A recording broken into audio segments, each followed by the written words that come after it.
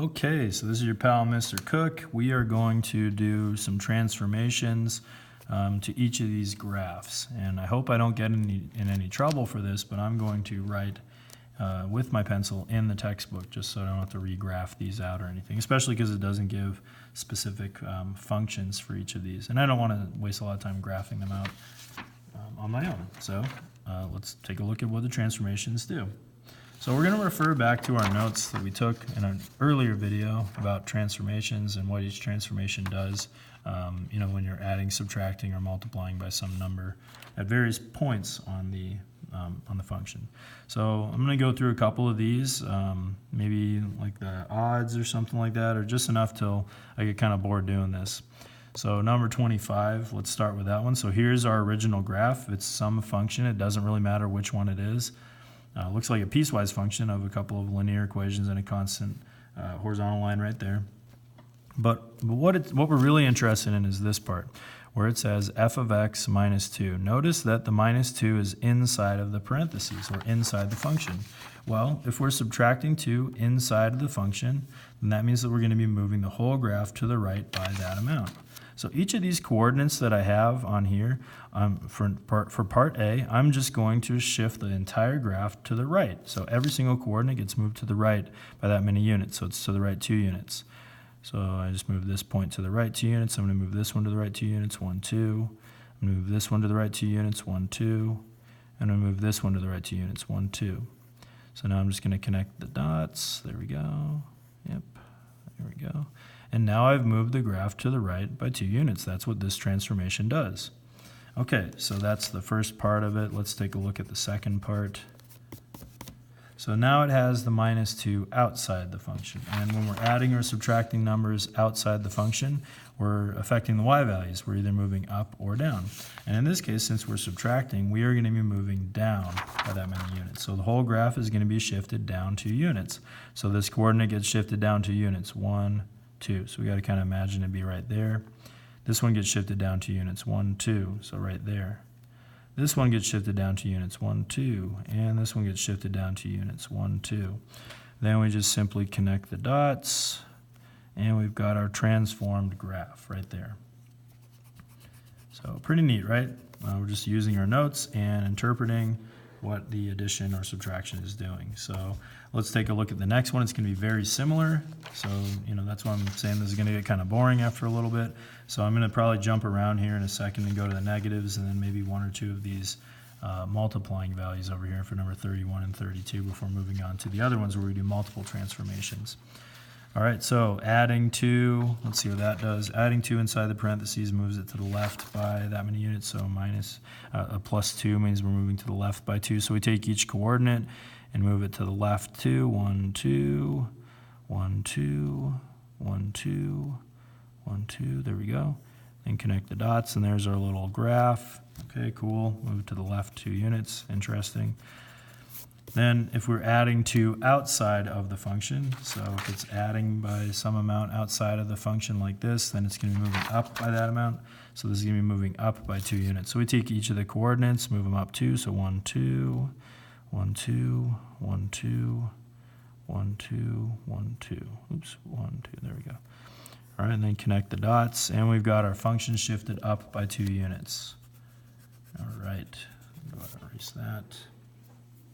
All right, so you get the idea of what all that stuff is doing. Let's move on to negatives. So negatives on numbers 29 and number 30. All right, so negatives. With number 29, we have a negative outside the function. So if it's a negative outside the function, it's going to be a reflection over the x-axis. So here is the x-axis, and we're going to reflect or mirror every single point over that axis. So starting right over here, how far away are we from the x-axis? 1, 2, so we're going to move 2 more up, and that's the location of the coordinate, this same coordinate reflected over the x-axis. We're going to reflect this one over the x-axis now, so 1, 2, 3 away from the origin, so then 1, 2, 3 away from the origin again, there we go. And then this one is just 1 away from the x-axis, so 1 more away, and then this is 1 away from the axis, so 1 more away from there, and then just connect the dots. And we've got a graph that has reflected over the x-axis. So now we have a negative inside of the function, so on the x value itself, and we learned that when that happens, we have a reflection over the y-axis. So here's the y-axis, so we're going to reflect all the points over the y-axis here. So this coordinate, if I reflected it over the axis, the y-axis, it's 1, 2, 3 away from the axis, so 1, 2, 3 in the opposite direction puts me right there. This one is going to be 1, 2, 3 away from the axis, so another 3 puts the coordinate right there. This one is 1, 2, 3, 4, 5 away from the axis, so 1, 2, 3, 4, 5 more right there. And then we just simply draw it up. The last coordinate right here is on the axis itself, so it stays exactly where it is. So we just connect the dots, there to there, there to there, and there to there, and all of a sudden we have a graph that has been reflected over the y-axis. Very interesting, right? I'm sure. Okay, so we've got our negatives for 29. Negatives for 31 work the same way. For 30 work the same way. So now let's work on numbers that multiply on our functions. So I believe number 31 was on the homework, so I'm going to do 32. Let me verify that that's the case. I don't have my calendar around me. Whatever. I'll just do number 32. Who cares? So if we have a number that's multiplying on the f of x value. So what do we learn about that? If it's a number and it's multiplying on f of x, it's either going to do a vertical shift upwards, a vertical stretch or a vertical compression. So it's going to make the graph more narrow or wider, okay? So here's what you need to know about this part of it, okay? If you don't have a function where you can just multiply 2 onto the whole function itself or multiply 2 onto the x value like this, what this is really saying is the following. So remember that our f of x values can be rewritten as y values, right? So that means that this is really saying that it's doubling each of the y values on the coordinates, okay? That's all that it's saying here. This one is doubling the x values on each of the coordinates, since the 2 is on the x value. So let's take a look at how that affects our graph. So if we have this coordinate right over here, all right, it's on the y-axis. So I'm going to double my y values for this first option. So I go, let's see, it's at 0, 1, 2, 3, so 0, 3. So I'm going to double it. So if I double 3, I get 6. So I'm going to go up to 6. So 3, 4, 5, 6. So the new coordinate's going to be up here. All right, what about this coordinate? So this coordinate's going to be at 1, 2, 3, 0. So if I have 3, 0, the y value is 0. And if I double the y value, so if I double 0, it stays the exact same at 0. And it'll be the same thing for this coordinate over here. All right, now for this coordinate. So this coordinate's going to be located at 1, 2, 3, 4, 5, and then 1, 2. So 5, negative 2. So if I take the y value, negative 2, and I double it, I get negative 4. So the x value stays the same, but the y value becomes negative 4. So we're down 2, and then down 3, down 4. So negative 4 right there. And similarly, this coordinate's going to be doubled in the opposite direction, so negative 4 right there. So then we just connect the dots, and we've got our vertically stretched graph, just like that. Okay, now let's take a look at what happens when we double the x values. Okay, so for this coordinate, that's pretty lame because we have 5, and the graph isn't even big enough to double the x value, but let's go ahead and do it. So if we double 5, we get 10. So the new coordinate's going to be at 10, negative 2. So let's see where that approximately would be. 1, 2, 3, 4, 5, 6, 7, 8, 9, 10, and then down 2, so like somewhere over here. Okay, and then this coordinate here is located at 0, 2. If I double the x value, 0, it's still going to say 0, so it's going to stay exactly where it is at 0, 2.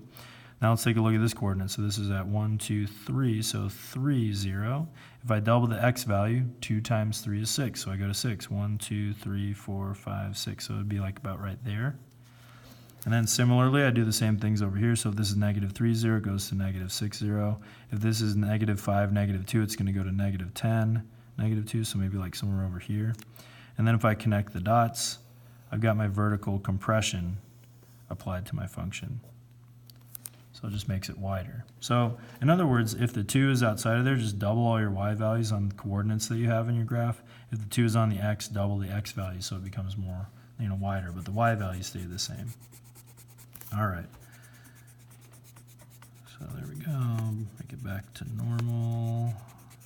Okay. Hopefully I don't get in trouble from that. I don't want to have to spend $40 in the bookstore replacing this book. So don't tell anybody about that.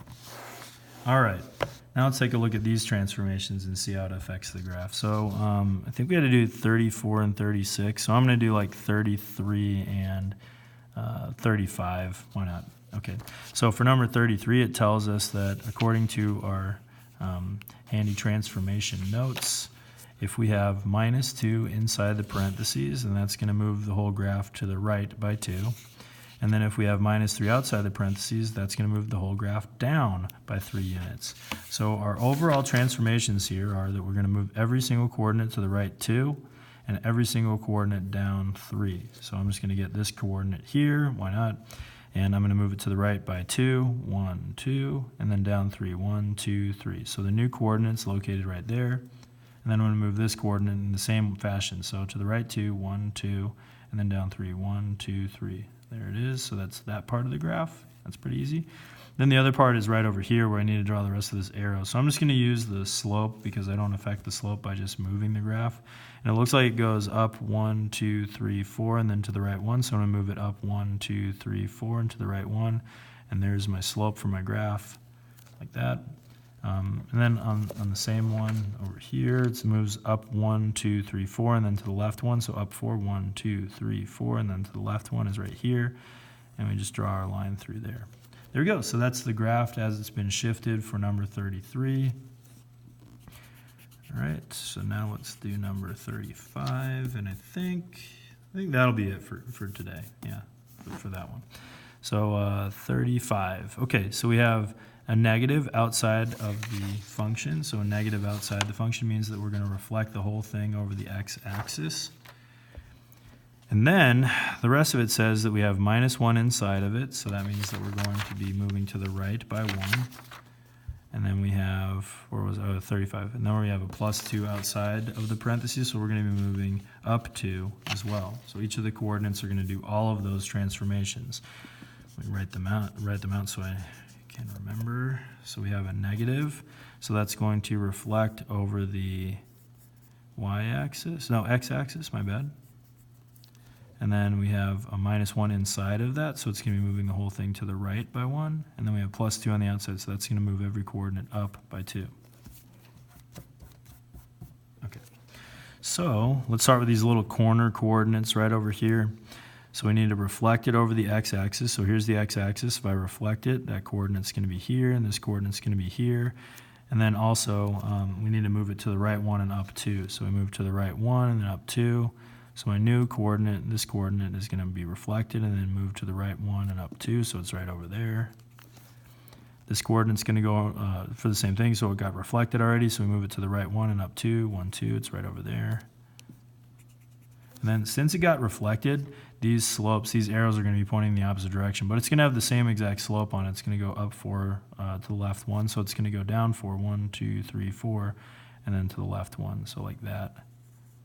So far. And then this one moves up 4 over 1 for this part of the red line. So I'm going to do the same slope with the opposite. So go down 4, 1, 2, 3, 4, and then to the right 1, like that.